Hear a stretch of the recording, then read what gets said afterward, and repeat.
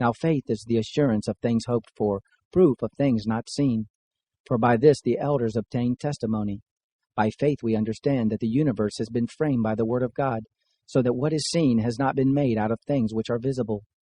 By faith Abel offered to God a more excellent sacrifice than Cain, through which he had testimony given to him that he was righteous, God bearing witness with respect to his gifts, and through it he, being dead, still speaks. By faith Enoch was taken away, so that he wouldn't see death, and he was not found because God translated him. For he had this testimony given to him, that before his translation he had been well-pleasing to God. Without faith it is impossible to be well-pleasing to him. For he who comes to God must believe that he exists, and that he is a rewarder of those who seek him. By faith Noah, being warned about things not yet seen, moved with godly fear, prepared an ark for the saving of his house, through which he condemned the world and became heir of the righteousness which is according to faith. By faith Abraham, when he was called, obeyed to go out to the place which he was to receive for an inheritance. He went out, not knowing where he went. By faith he lived as an alien in the land of promise, as in a land not his own, dwelling in tents with Isaac and Jacob, the heirs with him of the same promise. For he looked for the city which has the foundations, whose builder and maker is God.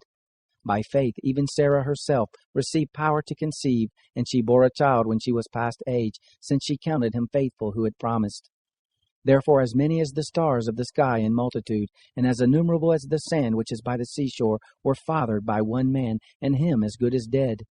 These all died in faith, not having received the promises, but having seen them, and embraced them from afar, and having confessed that they were strangers and pilgrims on the earth. For those who say such things make it clear that they are seeking after a country of their own. If indeed they had been thinking of that country from which they went out, they would have had enough time to return. But now they desire a better country, that is, a heavenly one. Therefore God is not ashamed of them, to be called their God, for he has prepared a city for them. By faith Abraham, being tested, offered up Isaac. Yes, he who had gladly received the promises was offering up his one and only son, even he to whom it was said, "In Isaac will your seed be called," accounting that God is able to raise up even from the dead. Figuratively speaking, he also did receive him back from the dead. By faith Isaac blessed Jacob and Esau, even concerning things to come. By faith Jacob, when he was dying, blessed each one of the sons of Joseph, and worshipped, leaning on the top of his staff. By faith Joseph, when his end was near, made mention of the departure of the children of Israel, and gave instructions concerning his bones. By faith Moses, when he was born, was hidden for 3 months by his parents, because they saw that he was a beautiful child, and they were not afraid of the king's commandment.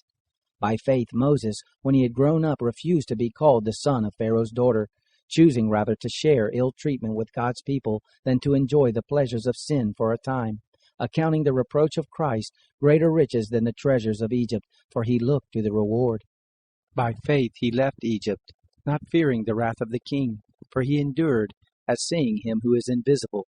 By faith he kept the Passover and the sprinkling of the blood, that the destroyer of the firstborn should not touch them. By faith they passed through the Red Sea as on dry land. When the Egyptians tried to do so, they were swallowed up. By faith the walls of Jericho fell down, after they had been encircled for 7 days. By faith Rahab the prostitute didn't perish with those who were disobedient, having received the spies in peace. What more shall I say? For the time would fail me if I told of Gideon, Barak, Samson, Jephthah, David, Samuel, and the prophets, who through faith subdued kingdoms, worked out righteousness, obtained promises, stopped the mouths of lions, quenched the power of fire, escaped the edge of the sword, from weakness were made strong, grew mighty in war, and turned to flight armies of aliens. Women received their dead by resurrection. Others were tortured, not accepting their deliverance, that they might obtain a better resurrection. Others were tried by mocking and scourging, yes, moreover, by bonds and imprisonment.